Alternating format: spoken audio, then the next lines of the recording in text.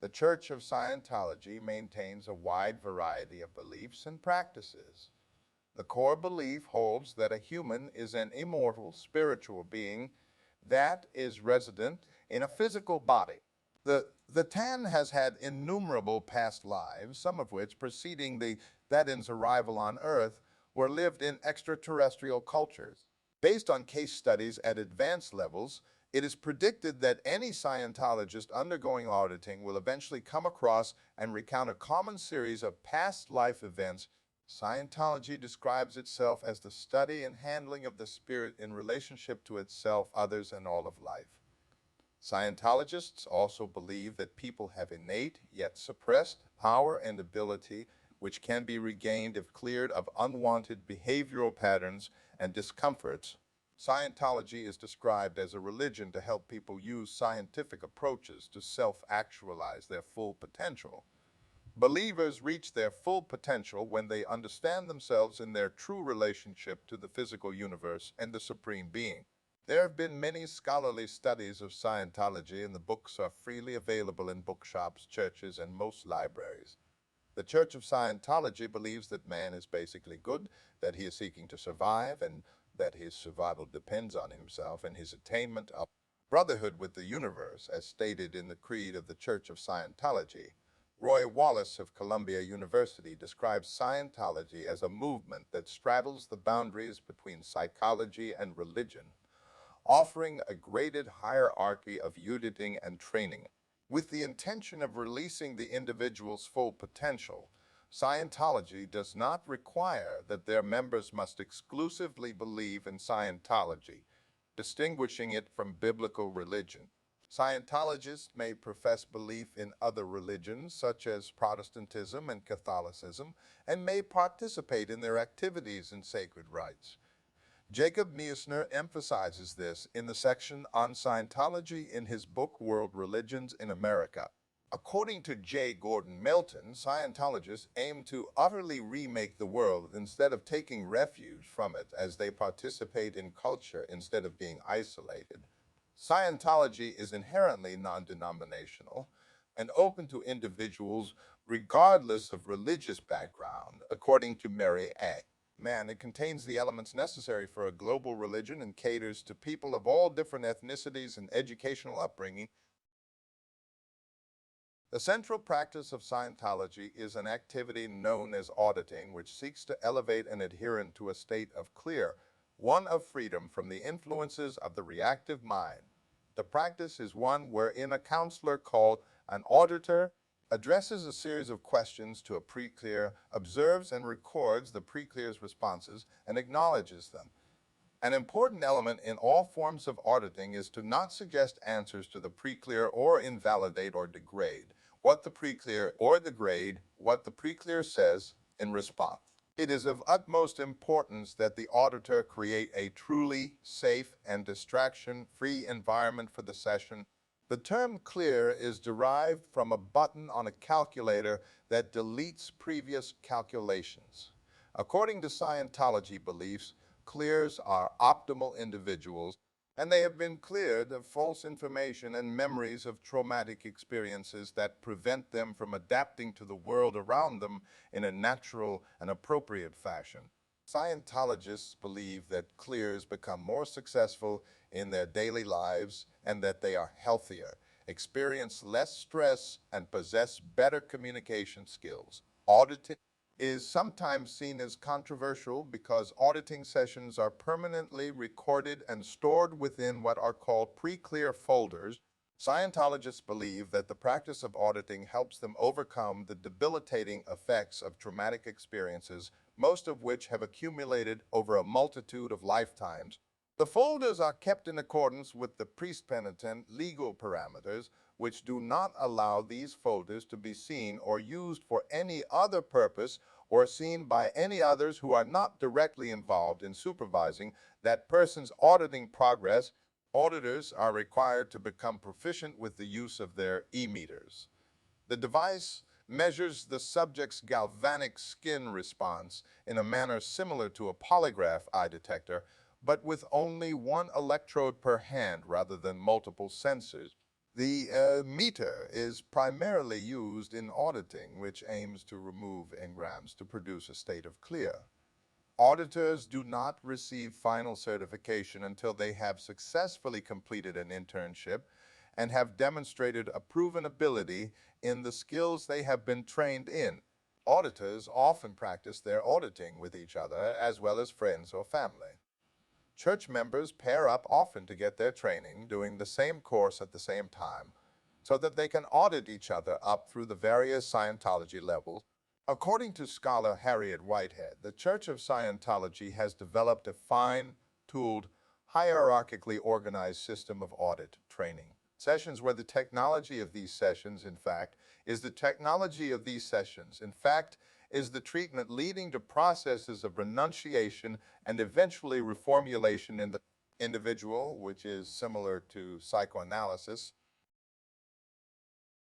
Among the basic tenets of Scientology are the beliefs that human beings are immortal, that a person's life experience transcends a single lifetime, and that human beings possess infinite capabilities.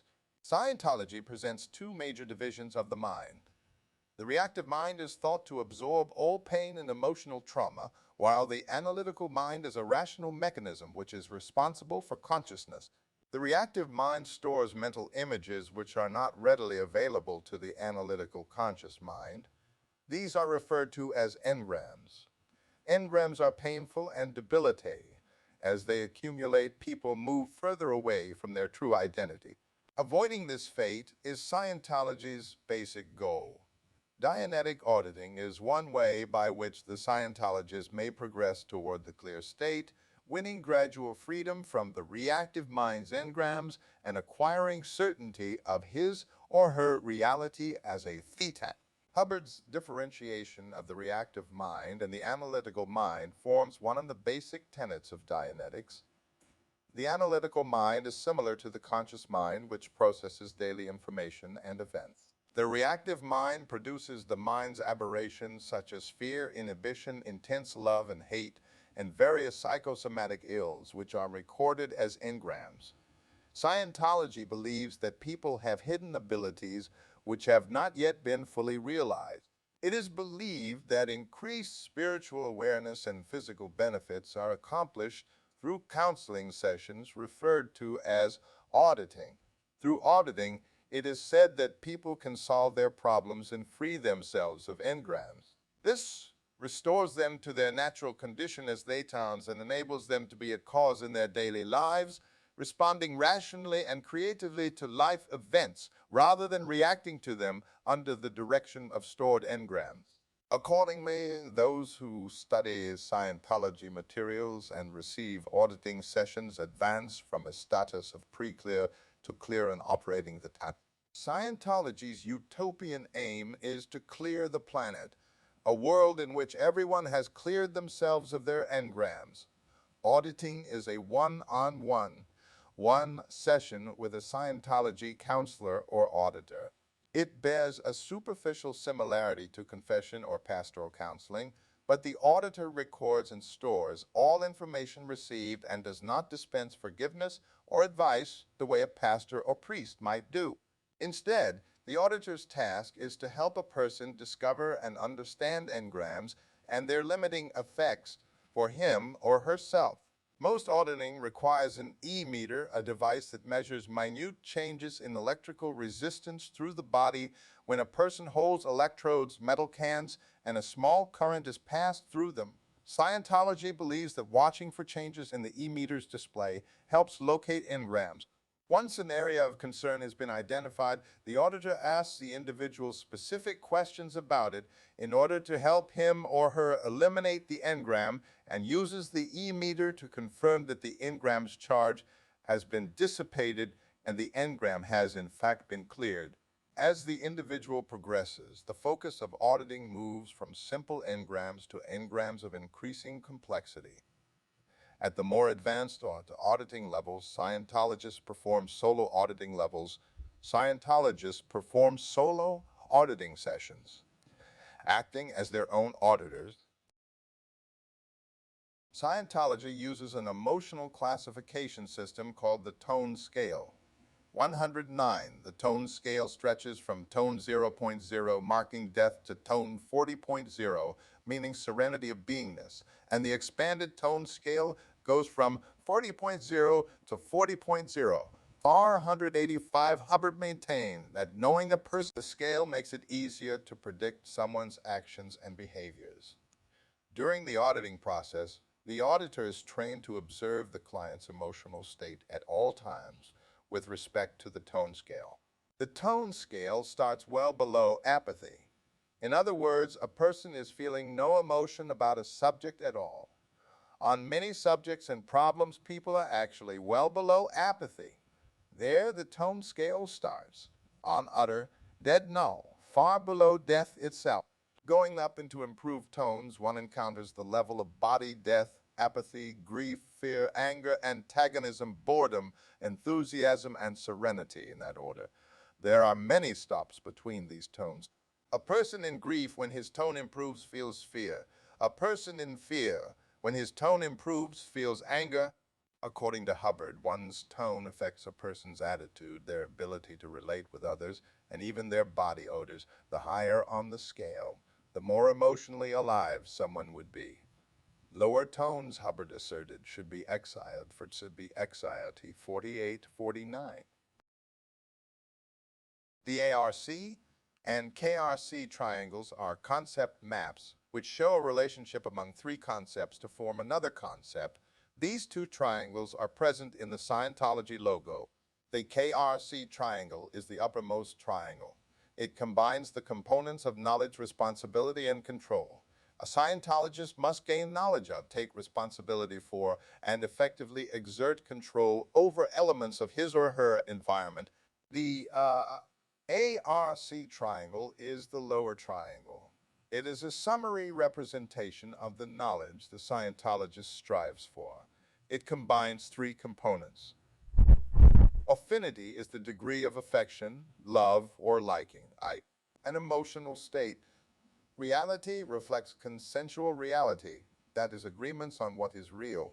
Communication, believed to be the most important element of the triangle, is the exchange of ideas. Scientologists believe that improving one of the three aspects of the ARC triangle increases the level of the other two. But the most important aspect of this triangle is communication, mainly because communication drives the other two aspects, affinity and reality. Scientologists believe that ineffective communication is a chief cause of human survival problems, and this is reflected by efforts at all levels within the movement to ensure clear communication. The presence of unabridged standard dictionaries, for example, being an established feature of Scientology centers. Scientologists believe that the three elements are fundamental between individuals in that to communicate with the person, one must have some affinity for him or her, as Dorothy Refslund Christensen describes it. According to Scientology doctrine, the break in the flow of ARC that hinders survival must be handled in auditing. The two triangles are connected by a letter S, standing for SCIO, I know. Church of Scientology doctrine defines CO as knowing in the fullest sense of the word. It links the two triangles together. Scientology emphasizes the importance of survival, which it subdivides into 8 classifications that are referred to as dynamics. An individual's desire to survive is considered to be the first dynamic, while the second dynamic relates to procreation and family. The remaining dynamics encompass wider fields of action involving groups, mankind, all life, the physical universe, the spirit, and the infinity, often associated with the Supreme Being. The optimum solution to any problem is held to be the one that brings the greatest benefit to the greatest number of dynamics. Hubbard introduced the Scientology cross in the 1950s as the central symbol for the church. He described the 8 points of the cross as symbolizing the 8 dynamics or 8 measures for survival that all human beings have, which includes the urge to service as a spiritual being and the urge to survive as a godlike entity. Hubbard writes that survival is moving away from death and towards immortality, and that human beings are constantly on the search for feelings of pleasure and motivated by the avoidance of pain. The first dynamic is the urge toward survival of self.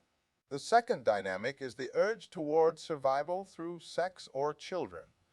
This dynamic has two subdivisions, is the sexual act itself, and B, is the sexual act itself, and B, where is the family unit. The third dynamic is the urge toward survival through a group of individuals or as a group. Any group or part of an entire class could be considered to be a part of a third dynamic. The school, the club, the team, the town, the team, the town. The fourth dynamic is the urge toward survival through all mankind and as all mankind. The fifth dynamic is the urge toward survival through life forms such as animals, birds, insects, fish, and vegetation, and is the urge to survive as the sixth dynamic is the urge toward survival as the physical universe and has as its components matter, energy, space, and time, from which we derive the word MAS. The seventh dynamic is the urge toward survival through spirits or as a spirit. Anything spiritual with or without identity would come under the seventh dynamic. A subheading of this dynamic is ideas and concepts such as beauty and the desire to survive through the eighth dynamic is the urge toward survival through the Supreme Being, or more exactly, infinity. According to L. Ron Hubbard's book, The History of Man, published in 1952, there are two entities housed by the human body, a genetic entity whose purpose is to carry on the evolutionary line, and a Thetan or consciousness that has the capacity to separate from body and mind. According to Hubbard, in man's long evolutionary development, the Thetan has been trapped by the engrams formed at various stages of embodiment. Scientology training is aimed at clearing the person of all engrams, thus creating and operating the person of all engrams, thus creating and operating Thetan. Among the abilities of the operating the Thetan is the soul's capacity to leave and operate apart from the body. People are viewed as spiritual beings that have minds and bodies, and a person's spiritual essence is called the Thetan. Scientology teaches that the Thetan is the person himself, not his body or his name or the physical universe, his mind, or anything else. According to the doctrine, one does not have a Thetan, he is a Thetan. Exteriorization is a practice in which a Thetan functions independently of the physical body, sometimes as a result of auditing process or 245. According to Lawrence Wright, author of Going Clear, exteriorization is the sense that one has actually left his physical being behind, and a commonly reported occurrence among Scientologists. 14. In Scientology, the human body is regarded as similar to that of other religions in that at death, the spirit will leave the body. Life and personality go on. The physical part of the organism ceases to function. Scientology believes in the immortality of each individual spirit, therefore making death not a significant worry. The spirit acquires another body necessary for growth and survival. To achieve an individual's true identity is the primary goal. According to Scientology doctrine, salvation is achieved through clearing engrams and implant, the source of human misery through the auditing process. Salvation is limited to the current life, and there is no final salvation or damnation. Author Richard Holloway writes, "Life is not a one-shot deal. There is only the eternal return of life after life." According to Scientology beliefs, the individual comes back. He has a responsibility for what goes on today, since he will experience it tomorrow. According to Scientology Scientology itself is a blend of science and spirituality, with belief in an immortal spirit and in improving that spirit here on earth using Scientology's methods. Scientologists do not typically dwell on heaven or hell or the afterlife, instead focusing on the spirit. Many Scientologists also belong to other churches. In the Scientology book, A History of Man, Hubbard discusses that a human's past experiences make up that person's present identity. These include experiences as atoms, seaweed, plankton, and clams, pointing to the belief in recurring lives. The Church of Scientology states that it has no set dogma on God and allows individuals to come to their own understanding of God. In Scientology, vastly more emphasis is given to the godlike nature of the person and to the godlike nature of the person and to the workings of the human mind than to the nature of God. Hubbard did not clearly define God in Scientology. When pressed about their belief, Scientologists mention the eighth dynamic, which they say is the God dynamic. Scientologists believe in an infinity, the allness of all. They recite a formal prayer for total freedom at meetings, which include the verses, "May the author of the universe enable all men to reach an understanding of their spiritual nature. May awareness and understanding of this expand so that all may come to know the author of the universe, and may others also reach this understanding, which brings total freedom. Freedom from war and poverty and want, freedom to be you, and freedom to have. Freedom to do and freedom to have, freedom to use and understand man's potential that is God-given and godlike." The prayer commences with, "May God let it be so." Scientologists affirm the existence of a deity without defining or describing its nature. Well, Ron Hubbard explains in his book Science of Survival, no culture in the history of the world, save the thoroughly depraved and expiring ones, has failed to affirm the existence of a supreme being. It is an empirical observation that men without a strong and lasting faith in a supreme being are less capable, less ethical, and less valuable. Instead of defining God, members assert that reaching higher states of enlightenment will enable individuals to make their own conclusions about the supreme being. The Church considers itself scientific, although this belief has no basis in institutional science. According to religious scholar Michael Rothstein, Scientologists believe that all religious claims can be verified through experimentation. Scientologists believe that their religion was derived through scientific methods, that Hubbard found knowledge through studying and thinking, not through revelation. The science of Dianetics, however, was never accepted by the scientific community. Rothstein also writes that there is a possibility that Scientology partly owes its existence to the conflict with the conventional scientific community, which hindered Hubbard's original intention. Religious scholar Dorthe Refslund Christensen notes that Scientology differs from the scientific method in that Scientology has become increasingly self-referential, while true science normally compares competing theories and observed facts. Hubbard originally claimed and insisted that Dianetics was based on the scientific method. He taught that the scientific sensibilities carry over into the spiritual realities one encounters via auditing on the e-meter. Scientologists commonly prefer to describe Hubbard's teachings with words such as knowledge, technology, and workability, rather than belief or faith. Hubbard described Dianetics and Scientology as technologies based on his claim of their scientific precision and workability. Hubbard attempted to break down the barrier between scientific, objective, external, and religious, subjective, internal forms of knowledge. Hubbard describes Scientology's epistemology as radically subjective. Nothing in Scientology is true for you unless you have observed it, and it is true according to your observation.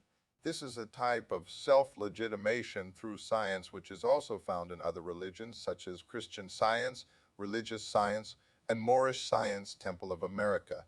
Sociologist William Sims Bainbridge cites Scientology's origins in the subcultures of science fiction and harmony with scientific cosmology. Science fiction, viewed to work for and against the purposes of science, has contributed to the birth of new religions, including Scientology. While it promotes science, it distorts it as well. Science fiction writer A.E. Van Vogt based the early development of Dianetics and Scientology on a novel based on general semantics, a self-improvement and therapy program created by Alfred Korzybski for the purpose of curing personal and social issues. Members of the church believe that Hubbard discovered the existential truths that form their doctrine through research, thus leading to the idea that Scientology is science. Hubbard created what the church would call a spiritual technology to advance the goals of Scientology. According to the church, Scientology works 100% of the time when it is properly applied to a person who sincerely desires to improve his life. The underlying claims are that Scientology is exact and certain. 9. Michael Shermer, writing for Scientific American in 2011, said that Scientology's methods lacked enough study to qualify as a science, but that the story of Xenu and Scientology's other creation myths were no less tenable than other religions. But Hubbard, J. Hatfield, and J. Santucci compare Scientology's view of humanity to the Yogacara school of Buddhism, saying that both have been described as the most scientific among new and traditional religions, respectively. B. Hubbard et al. Cite the use of technical language and the claim that teachings were developed through observation and experimentation. They also emphasize that many investigators and researchers consider Scientology to be a pseudoscience because of its absolute and meta-empirical goals. Scholar Kaku von Stuckrid stated that Scientology is an example of the phenomenon of both the scientification of religion and the secularization of science. Donald A. Westbrook elaborates that there is apparently an ongoing and dialectical relationship between religion and science in Hubbard's teachings. The bridge to total freedom is the means by which Scientologists undertake personal development. Processing is the actual practice of auditing, which directs questions towards areas of travail in a person's life to get rid of barriers that inhibit his or her natural abilities. This process is supposed to bring greater happiness, intelligence, and success. Training is also given in the process of auditing others. The bridge to total freedom is considered a metaphor for the spiritual life of the believer and is also a detailed outline of the process a Scientologist undergoes in order to develop spirituality. It follows a strict hierarchy with ascending levels. The main goal of the first stage is to be freed from limitations of the MEST universe, MEST standing for matter, energy, space, and time, while the second stage is about regaining creative powers as a spiritual being which have been lost according to the teachings of Scientology. Scientology is publicly and often vehemently opposed to both psychiatry and psychology. Scientologists view psychiatry as a barbaric and corrupt profession and encourage alternative care based on spiritual healing. The psychiatric establishment rejected Hubbard's theories in the early 1950s. Ever since, Scientology has argued that psychiatry suffers from the fundamental flaw of ignoring humanity's spiritual dimension and that it fails to take into account Hubbard's insights about the nature of the mind. Scientology holds psychiatry responsible for a great many wrongs in the world, saying it has at various times offered itself as a tool of political suppression and that psychiatry spawned the ideology which fired Hitler's mania, turned the Nazis into mass murderers, and created the Holocaust.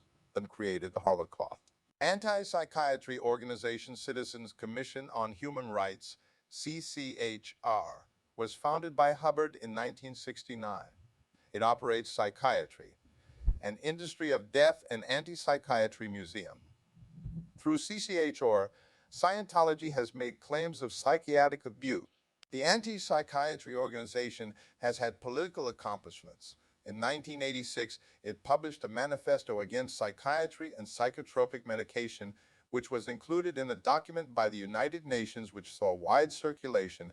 In 2006, a bill drafted by the group was passed by the Arizona Senate, mandating an additional consent form be presented to subjects considering participation in psychiatric research. The form in question differentiates real disease from mental illness. A similar CCHR bill was rejected by the Florida House, mandating that a long, ominous-sounding statement about the dangers of psychoactive drugs be presented to parents prior to school referral for mental health evaluation. The movement has gained momentum across the U.S. Scientology teaches that progress on the bridge to total freedom requires and enables the attainment of high moral and ethical standards. According to Hubbard, the goal of ethics is to remove impediments to survival, and ethics is essentially a tool to get technology in, meaning Scientology's use of the term technology. Stephen A. Kent describes Scientology ethics as a peculiar brand of morality that uniquely benefited the Church of Scientology. In plain English, the purpose of Scientology ethics is to eliminate opponents, then eliminate people's interests in things other than Scientology. In this ethical environment, Scientology would be able to impose its courses, philosophy, and justice systems, its so-called technology, onto society. The Church makes it clear that Hubbard is considered the sole source of Dianetics and Scientology. The Scientology religion is based exclusively upon L. Ron Hubbard's research, writings, and recorded lectures, all of which constitute the scriptures of the religion. His work, recorded in 500,000 pages of writings, 6,500 reels of tape, and 42 films, is archived for posterity. The Religious Technology Center holds the ultimate ecclesiastical authority and the pure application of L. Ron Hubbard's religious technologies. Individuals applying Hubbard's techniques who are not officially connected to the Church of Scientology are considered part of the free zone. Some of these individuals were litigated against for using and modifying the practices for their own use and that of others, thereby infringing the law on patent, trademarks, or trade secret. The Purification Rundown is a controversial detoxification program developed by Scientology's founder L. Ron Hubbard and used by the Church of Scientology as an introductory service. Scientologists consider it the only effective way to deal with the long-term effects of drug abuse or toxic exposure. The program combines exercise, dietary supplements, and long stays in a sauna up to 5 hours a day for 5 weeks. It is promoted variously as religious or secular, medical or purely spiritual, depending on context. Narconon is a drug education and rehabilitation program founded on Hubbard's beliefs about toxins and purification. Narconon is offered in the United States, Canada, and a number of European countries. Its purification program uses a regimen composed of sauna, physical exercise, vitamins, and diet management, combined with auditing and study. The Introspection Rundown is a controversial Church of Scientology auditing process that is intended to handle a psychotic episode or complete mental breakdown. Introspection is defined for the purpose of this rundown as a condition where the person is looking into one's own mind, feelings, reactions, etc. The Introspection Rundown came under public scrutiny after the death of Lisa McPherson in 1995. On November 12, 1952, Hubbard delivered a lecture entitled Precision Knowledge, Necessity to Know Terminology and Law, emphasizing the importance to precise terminology. Scientology defined methods of correcting misunderstood word or symbol. Scientologists have their own technical dictionary featuring modified definitions of existing English words. Scientology dictionaries also include specialized terminology such as interbulate and havingness. Critics of Scientology have accused Hubbard of loading the language and using Scientology jargon to keep Scientologists from interacting with information sources outside of Scientology. Scientology teaches that material must be learned on a gradient, that is, in order without skipping or skimming material in Scientology doctrine. The idea of communication has a high status. In the book Sects, Cults, and Spiritual Communities, Petrosky and Zellner state that in the Scientology belief system, misinformation or miscommunication is analogous to original sin, inhibiting individual growth and relationships with others. The misunderstood word is a central teaching in Scientology. Failure in reading comprehension is attributed to it.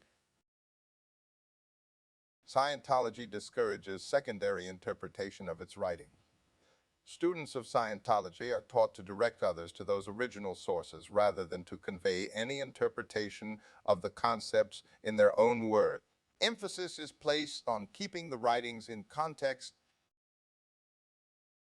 advocated by Scientology founder L. Ron Hubbard. Silent birth describes the process of childbirth, where labor and delivery is done in a calm and loving environment to provide quiet surroundings for the delivery of the baby. Individuals in his here immediate vicinity are prompted not to speak.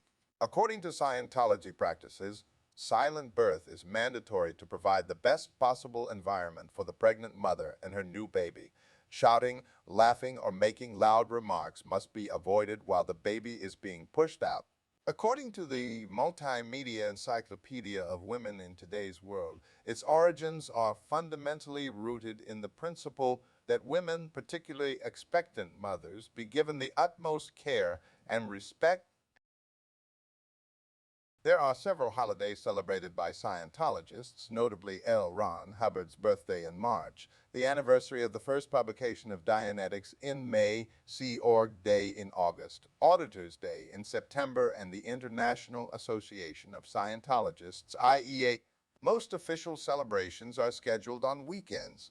Individual Scientologists also observe nation-specific holidays and other local celebrations. Scientologists also celebrate religious holidays associated with other religious beliefs, as individual Scientologists may retain their affiliations with religions in which they were raised. A Scientology Sunday service has a sermon similar to some other religions. It typically begins at 11 a.m. and Hubbard's writings are read aloud during the service. Much like other religion services, music is played or sometimes musical performances are enjoyed. The minister speaks on Scientology doctrine, announces that weekly activities of the community and recent updates from churches around the world. Scientologists also say a prayer for total freedom, asking the author of the universe to help them as they seek enlightenment. The way Scientology service has been executed has not changed. The minister chooses from a limited selection of possible sermons and group processing exercises. He creates the sermon within the parameters of a literal interpretation of Hubbard's canonical teachings, functioning similar to other indigenous theologians who work with canonical texts, according to religion scholar James R. Lewis. Sunday services are more for interested non-members, and the holidays and events are more for existing members of the church. The church's rituals can be categorized four ways. First, rituals performed for spiritual transformation. Second, collective ceremonies, usually called events, including Hubbard's birthday. Third, rites of passage, including Hubbard's birthday.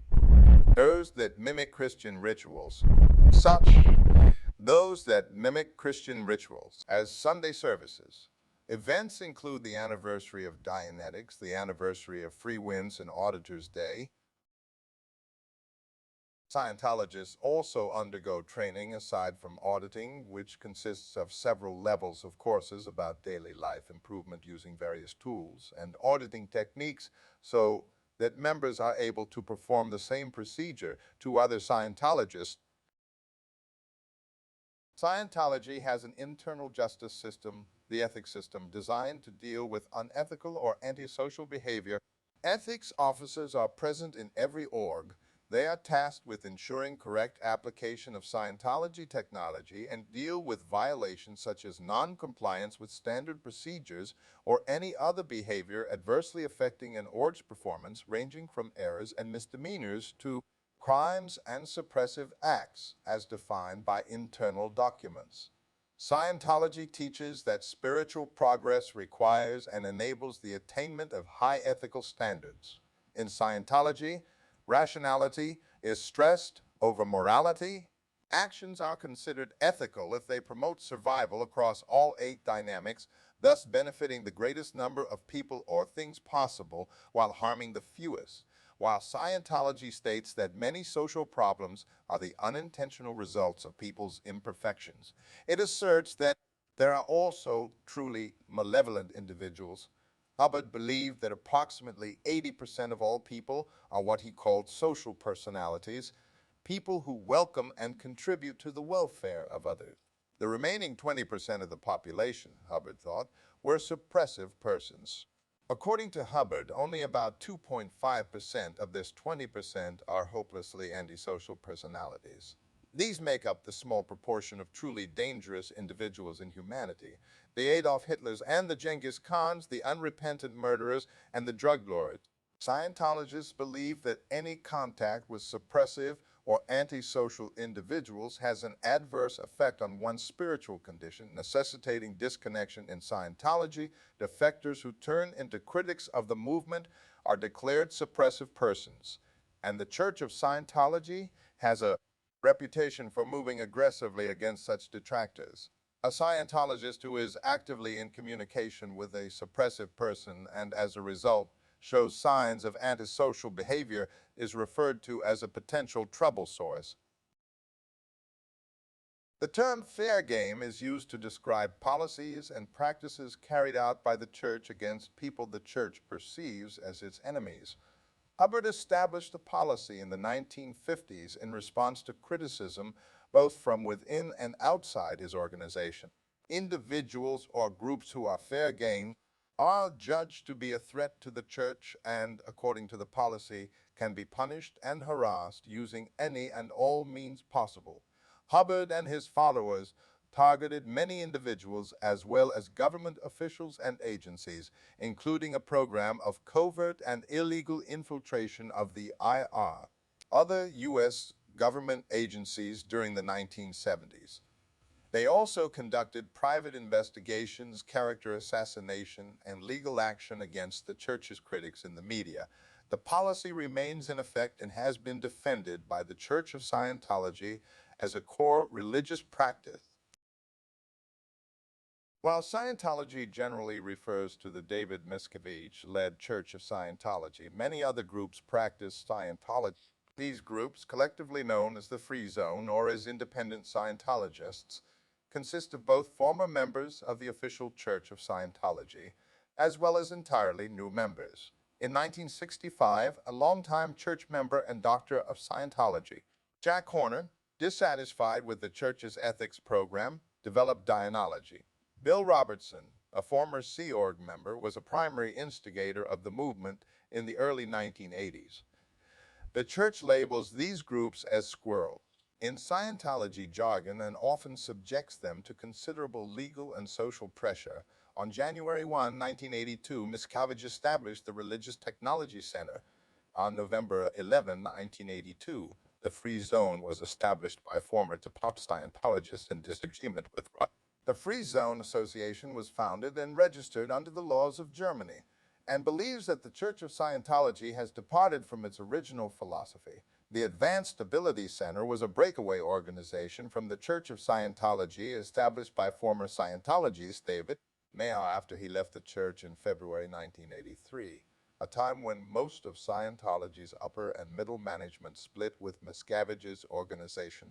David Mayo had been Hubbard's own auditor. More recently, high-profile defectors Mark Rathbun and Mike Grinder have represented and stood for the cause of independent Scientologists wishing to practice Scientology outside of the church. The Church of Scientology requires that all members sign a legal waiver which covers their relationship with the Church of Scientology before engaging in Scientology services.